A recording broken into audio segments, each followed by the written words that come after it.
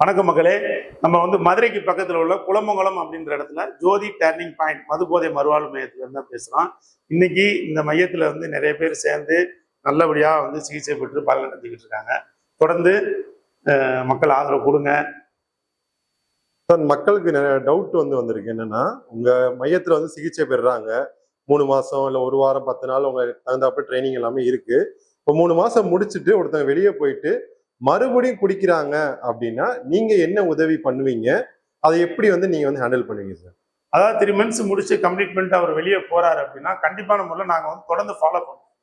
நாங்கள் ஃபாலோவிலே இருப்போம். அவருக்கு வெளியே ஆல்கஹாலிக்ஸ் அனானிமஸ் ஒரு மீட்டிங் இருக்கு. அந்த மீட்டிங் தொடர்ந்து அட்டன் பண்ண சொல்லுவோம். அது போக நாங்கள் ஃபாலோ பண்ணிட்டே இருப்போம். நாங்கள் என்ன பண்ணுவோம் அப்படின்னா, அது மாதிரி ஒரு சூழல் ஏற்பட்டால் ஃபேமிலி மெம்பர்ஸ் இமீடியட்டாக எங்களுக்கு இன்ஃபார்ம் பண்ணணும். இன்ஃபார்ம் பண்ணிட்டாங்கன்னா நாங்கள் உடனே கார் வசதி இருக்கு, நாங்கள் உடனே கூப்பிட்டு திரும்பவும் அவருக்கு ட்ரைனிங் கொடுக்க ஆரம்பிச்சோம். உள்ள வச்சு அவங்களுக்கு சாப்பாடு போட்டு எப்படி ஏற்கனவே ரொட்டீனா இருந்தாரோ அதே மாதிரி திரும்ப கண்டினியூ பண்ண ஆரம்பிச்சிடும். இதுக்கு எதுவும் சார்ஜஸ் பண்றது கிடையாது. ஏன்னா ஒரு பொருளாதாரத்துல மந்தமான நிலையில இருக்கிறவங்க தான் அந்த அதிகமாக குடிக்கிறவங்க வீட்டில் இருப்பாங்க. அவங்களுக்கு அடுத்தடுத்து நாங்கள் அந்த பேட்டன் கொடுக்காத அளவுக்கு இந்த 3 மாதம் கம்ப்ளீட் பண்ணி போனதுக்கப்புறம் அவர் திரும்ப அதை தவற செய்தார் அப்படின்னா ஃப்ரீயாகவே நாங்கள் அதை பண்ணி கொடுக்கறதுக்கு தயாராக.